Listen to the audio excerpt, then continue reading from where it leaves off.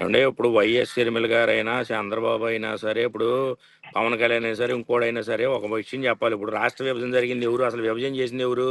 ఆళ్ళ కొడుకుని ఉమ్, ప్రధానమంత్రిని చేద్దామని చెప్పి సోనియా గాంధీ విభజన చేసింది. ఆళ్ళు అసలు దానికి ఒక చట్టబద్ధత కల్పించకుండా ప్రత్యేక హోదా ఇత్తన్నారు. అదే బీజేపీ 5 ఏళ్ళు కాదు 10 ఏళ్ళు ఇస్తానంది. ఇప్పుడు ఈ కాంగ్రెస్ పార్టీలో ఉండి ఏపీసీసీ అధ్యక్షురాలుగా కొత్తగా వచ్చి ఏమి అభివృద్ధి జరగలేదు, అవి జరగలేదు ఏంటి? ఈమె కళ్ళు కనపడలేదు. నిన్న మొన్న శ్రీకాకుళం వెళ్ళింది. అక్కడ సుమారు 77 సంవత్సరాల నుంచి ఉద్దానంలో సుమారు దాదాపు 1,00,000 మంది ప్రజలు కిడ్నీ వ్యాధులతో బాధపడతా ఉంటే అవి డ్రింకింగ్ ఒక గ్రౌండ్ వాటర్ తాగకూడదు, సర్ఫేస్ వాటర్ తాగడం వల్ల సర్ఫేస్ వాటర్ తాగితేనే దానికి సొల్యూషన్ అని చెప్పి సుమారు 700 కోట్ల రూపాయలు నిధులు కేటాయించి ఎర్రమండలం నుంచి వాటర్ పైప్ లైన్ ద్వారా తీసుకొచ్చి ఇంటింటికి కొలాయి పెట్టి తీసుకొచ్చి 77 సంవత్సరాలు సమస్యకి పరిష్కారం చూపించిండు జగన్మోహన్ రెడ్డి. సర్ఫేస్ వాటర్ తీసుకొచ్చి ఇంటింటికి కొలాయి వేసి నీళ్ళు ఇచ్చిండు. అట్లాగే ఇప్పుడు వాళ్ళు దైనందిన జీవితం బాగుపడాలని చెప్పి ఆ కిడ్నీ డయాలసిస్ కానీ ఇంకోటి కానీ చేయించుకోవడానికి సుమారు నెలకు 10,000 రూపాయలు పెన్షన్ ఇస్తుండో. డయాలిసిస్ సెంటర్ పలాసలో అలాగే కిడ్నీ కేర్ సెంటర్ ఓపెన్ చేశారు. ఇవన్నీ ఏంటి అభివృద్ధి కాదేంటి? ఆమె ఎక్కడ చూస్తుంది? ఆమెకు ఇప్పుడు కొత్తగా వచ్చింది కాబట్టి కొత్త బిచ్చగాడి పొద్దు ఎరగడం అన్నట్టు ఇంకేదో విధంగా ఈడు పవన్ కళ్యాణ్, ఈ చంద్రబాబు, వాడి కొడుకు లోకేష్ వీళ్ళందరూ కలిసి ఏంటంటే ఏదో ఆండి దింపేయాలి ఇండి దింపేయాలంటే పబ్లిక్ జగన్మోహన్ రెడ్డి వెనకాల ఉన్నారు. షర్మిలను చూసో లేకపోతే ఇంకోటి చూసో జగన్మోహన్ రెడ్డిని ఎన్నుకోవాలా. జగన్మోహన్ రెడ్డి మాకు మంచి చేస్తారు అని చెప్పి 2019లో 151 సీట్లు ఇచ్చారు. లేకపోతే షర్మిల చెప్పిందనో లేకపోతే ఇంకోటి చెప్పిండనో ఎన్నుకోవాలి. జగన్మోహన్ రెడ్డి అనేవాడు వాళ్ళ నాన్న ఆశయాల కోసం పార్టీ పెట్టిండు కాబట్టి దాని ప్రకారం ప్రజలు నీకు ఇది చేస్తా అని చెప్పి ఓటు అడిగిండు. ఇప్పుడు 5 సంవత్సరాల తర్వాత 24లో ఏం అడుగుతుండో? నేను ఆల్రెడీ నీకు ఇప్పుడు చెప్పిన పథకాలన్నీ చేసా కాబట్టి జగన్మోహన్ రెడ్డి దమ్ముగా అడుగుతుండే, నేను ఇది చేసా, నేను నీ ఇంట్లో మంచి జరిగితే నాకు ఓటే అని చెప్తుండో. అభివృద్ధి జరగలేదంటే 4 పోర్టులు కడుతుండో. ఇప్పుడు ఆల్రెడీ 5 మెడికల్ కాలేజీలు పర్మనెంట్ స్ట్రక్చర్ కట్టి ఓపెన్ చేసిండు. ఇప్పుడు నెక్స్ట్ బడ్జెట్లో ఇంకొక 5 మెడికల్ కాలేజీలు పర్మిషన్లు తీసుకొస్తుండో. ఫిష్ జెట్టీలు కట్టిండు. వీళ్ళు సెంట్రల్ గవర్నమెంట్ నుంచి ఏం తేలేదు, మోడీకి దాసోహం అన్నాడు. చెప్పుడు చంద్రబాబు అనేవాడు ఎన్డీఏ గవర్నమెంట్లో తెలుగుదేశం అనేది ఉందండి. 4.5 సంవత్సరాలు తెలుగుదేశం గవర్నమెంట్ ఎన్డీఏలో ఉండి వాళ్ళు నేషనల్ హైవేలు ఎన్ని తీసుకొచ్చారు? 1,700 కిలోమీటర్లు తీసుకొచ్చారు. జగన్మోహన్ రెడ్డి అనేవాడు ఏంటంటే విధానపర నిర్ణయాల ద్వారా సెంట్రల్ గవర్నమెంట్లో వాళ్ళ బిల్స్ వాటికి మద్దతు ఇస్తా 2,300 కిలోమీటర్లు నేషనల్ హైవేలు వేస్తున్నారు ఆల్రెడీ. ఇప్పుడు దాదాపు సుమారు ఎన్ని నేషనల్ హైవేలు వేస్తున్నారు? అటు రేణుగుంట కానీ, శ్రీకాళహస్తి కానీ, ఇటు షోర్ కానీ, లేకపోతే అటు అరకెళ్ళేది కానీ, ఇటు అసురాపేట నుంచి రాజమండ్రి లేదు కానీ ఎన్ని హైవేలు వేస్తున్నారు? అలాగే ఇప్పుడు ఇక్కడ 6 లైన్స్ చేస్తున్నారు. అవన్నీ అట్లా 2,300 కిలోమీటర్లు సుమారు నేషనల్ హైవేలు తీసుకొచ్చినోడు జగన్మోహన్ రెడ్డి. ఎన్డీఏలో ఉన్న చంద్రబాబు వాళ్ళ కాల. అలాగే ఎన్డీఏలో ఉన్న చంద్రబాబు ఏం చేసిన? రెవెన్యూలో 10,000 కోట్లు తీసుకొచ్చిందా? 5 వచ్చినోడు ఎవడు? 5 వచ్చినోడు జగన్మోహన్ రెడ్డి. ఏమంటే రాష్ట్రంలో పేద ప్రజలకు ఏమైనా చేయాలంటే అవన్నీ కూడా చేసేది జగన్మోహన్ రెడ్డి ఒకటి. వీళ్ళందరూ కూడా ఏంటంటే వాళ్ళ బినామీ ఆస్తులు వాటి వల్ల అవి కూడగట్టుకోవడానికి వీళ్ళు ఏవో వ్యాఖ్యలు చేస్తారు తప్ప వీళ్ళకి అభివృద్ధి అనేది ఏంటంటే వాళ్ళ అభివృద్ధి ఆగిపోయింది, ప్రజల అభివృద్ధి జరుగుతుంది. వీళ్ళ సొంత అభివృద్ధి, వీళ్ళ వ్యాపారాలు, ఈ లిక్కర్ సిండికేట్లు, లేకపోతే ఇసుకలో దోసేయటాలు, మట్టిలో దోసేయటాలు, వాళ్ళ అభివృద్ధి ఆగిపోయింది కాబట్టి జనం అందరూ అభివృద్ధి. ఆంధ్రప్రదేశ్ 5 కోట్ల ప్రజల అభివృద్ధి ఆగిపోయింది అనుకుంటారు. మొత్తం ఆగిన తెలుగుదేశంలో బినామీగాళ్ళది ఒక 500, ఈ షర్మిల ఎలాంటి వాళ్ళు ఒక 7 వెనకాల ఉండే ఒక 20 మంది అభివృద్ధి, టోటల్గా ఒక 600 మంది అభివృద్ధిని ఏమనుకుంటారు? వీళ్ళు రాష్ట్ర అభివృద్ధి అనుకుంటారు. వాళ్ళు ఇప్పటికైనా తెలుసుకోవాలి, మా అభివృద్ధి ఆపి చేసింది జగన్మోహన్ రెడ్డి. రాష్ట్ర ప్రజల అభివృద్ధి ఆల్రెడీ జరుగుతూనే ఉంది. 5 కోట్ల ఆంధ్రప్రదేశ్ అభివృద్ధి జరుగుతుంది. వీళ్ళ బినామీగాళ్ళు 500 మంది అభివృద్ధి ఆగిపోతే దాన్ని అభివృద్ధి అయిపోయింది అనుకుంటున్నారు వీళ్ళు. ఇప్పుడు షర్మిల గారు మీ పార్టీ వాళ్ళకి ఛాలెంజ్ చేసింది డెవలప్మెంట్ ఎక్కడ ఉంది ఏంటి చూపించమని. మీరు ఆ ఛాలెంజ్ ని యాక్సెప్ట్ చేస్తారా? లేదా మీరు ఇప్పుడు ఇండివిజువల్ గా వచ్చి షర్మిల గారికి చూపిస్తారా? ముఖ్యమంత్రి కావాలా? ఏ- మీరే వచ్చి చూపిస్తారా? ఏమండి, రాష్ట్రంలో ఉన్న ప్రతి వైఎస్ఆర్ కాంగ్రెస్ పార్టీ కార్యకర్త, ప్రతి బీసీ సోదరుడు, ప్రతి ఎస్సీ సోదరుడు, ప్రతి మైనార్టీ సోదరుడు, అగ్రవర్ణాల పేదలు, ఇలా పథకం లబ్ధి పొందిన ప్రతి ఒక్కడు ఇప్పుడు షర్మిలకు కావాలంటే ఆమె ఏ ఊరు పోయినా సరే ఆ ఊర్లో బాగు చేసిన బడి కనపడిద్ది. ఆ పక్కనే 2,000 మందికి ఒక సచివాలయం కనపడిద్ది. ఆ పక్కనే ఆర్బీకే కనపడిద్ది. ఆర్ఎంపీలతో పీడితలై ఉండి ఈ బీపీలకి షుగర్లకి ఇంజక్షన్ చేసుకోవడానికి ఇబ్బంది పడి ఎవడు ఆర్ఎంపీ డాక్టర్ పిలిచినా రాపోయినా ఊర్లో విలేజ్ క్లినిక్ కనపడింది. షర్మిలకు అవన్నీ కనపడపోతే కాసు ప్రసాద్ రెడ్డి అని మ్యాక్స్ విజన్ హాస్పిటల్ ఉంది, అందులో చూయించుకోవచ్చు. లేకపోతే వైఎస్ఆర్ కంటి పరీక్షలు చేయించుకుంటే శుభ్రంగా ఆ దృష్టి అన్న లోపాలు ఉన్నా కానీ అవి కూడా పోయి కనపడతాయి. ప్రతి ఒక్క కార్యకర్త చూపిస్తారు, ప్రతి ఒక్క సామాన్యుడు చూపిస్తారు, ప్రతి ఒక్క ఆంధ్రప్రదేశ్లో లబ్ధి పొందిన ప్రతి ఒక్కరు చూపిస్తారు. ఇప్పుడు పిల్లలు బూట్లు వేసుకొని వెళ్తున్నారు సార్, అవన్నీ కనపట్లేదేంటి?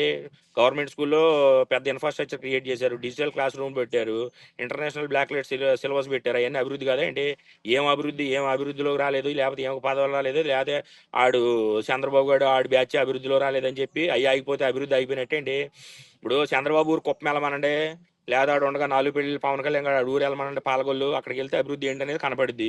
ఊగిన టీవీల్లోనూ వాళ్ళ అభివృద్ధి అయిపోయిందని చెప్పి రాష్ట్ర ప్రజల అభివృద్ధి అయిపోయింది అనుకుంటేట.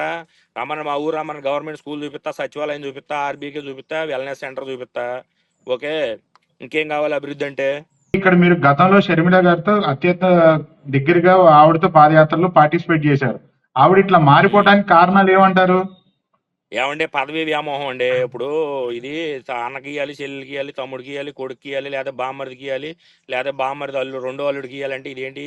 ఏమన్నా మీ ఇంట్లో వ్యవహారం ఏంటి? కాదు కదా. రాష్ట్ర ప్రజలు ఓట్లేసి ఆమోదం చేయాలి. జగన్మోహన్ రెడ్డి నోడు కుటుంబ పరిపాలనకు వ్యతిరేకం. ఇంకోటి ఎవడో తెలియనోడు ఏవో మాట్లాడతారు కుటుంబ పరిపాలన వ్యతిరేకమే అని. జగన్మోహన్ రెడ్డి యాక్సెప్ట్ చేయడు. ఎందుకు యాక్సెప్ట్ చేస్తారో? ఇప్పుడు ప్రజలకి ఏదైనా చేయాలని అంటే కానీ వీళ్ళ పదవులు ఇయటం కోసం వీళ్ళ సంపాదన క్రియేట్ చేసేయడానికి కాదు కదా జగన్మోహన్ రెడ్డి ముఖ్యమంత్రి అయింది. జగన్మోహన్ రెడ్డి ఆ రోజు పార్టీలోంచి బయటకు వచ్చి ఏం చెప్పిండు? మా నాన్న ఆశయాలని నెరవేర్చడం కోసం నేను పార్టీ పెడతానంటే ఆ రోజు అతను కానీ వాళ్ళ అమ్మను కానీ భారీ మెజార్టీతో గెలిపించారు. అతను పార్టీ తరఫున ఇతను హింస పెడుతున్నాడు. వాళ్ళ నాన్న పేరు ఎఫ్ఐఆర్లు చేసింది కాంగ్రెస్ ప్రభుత్వం.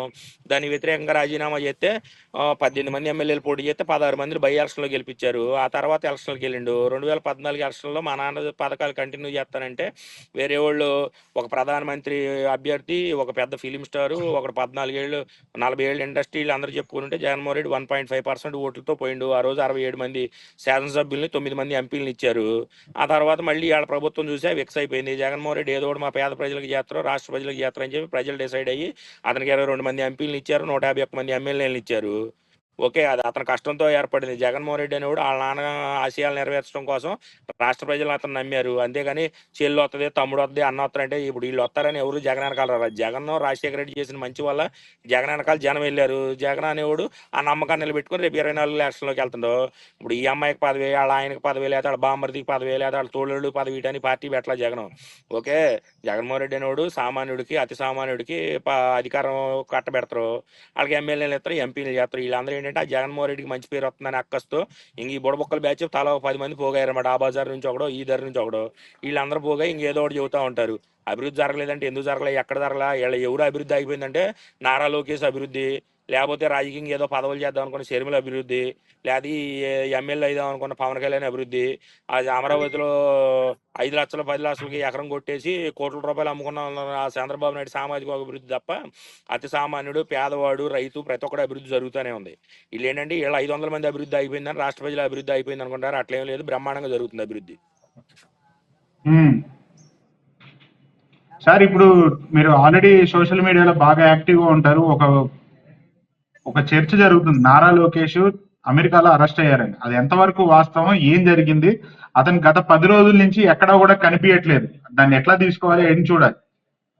ఏమన్నా నారా లోకేష్ అనేవాడు కోటలో ఉన్నవాడే పేటలో ఉన్నవాడు, ఆడు ఏడన్నా దేనికి పనికిరాడు. అందుకే ఆడు ఏంటంటే బయటకు వచ్చి మాట్లాడితే మొత్తం ఈ మన పవన్ కళ్యాణ్ సీఎం గాడు అని చెప్పి అట్ట వాళ్ళ నాన్న కాపుల్ని వాళ్ళందరం జతేసుకొని తీసుకొస్తుంటే ఈడు తిక్కల మాటలు మాట్లాడేసరికి వాళ్ళకి బెడ్స్ కొట్టి ఆ జనసేన కార్యకర్తలు కూడా పిచ్చి పిచ్చిగా ఈడు లోకేష్ గారిని అర్జెంటుగా నీ కొడుకుని అదుపులో పెట్టుకొని చెబితే చంద్రబాబు గత్యంతరం లేని పరిస్థితిలో ఒక్కడే పోటీ చేస్తే 10 మందికి కూడా అభ్యర్థులు దొరకని పరిస్థితిలో ఆ లోకేష్ అనేవాడు దాచిపెట్టుకుండో.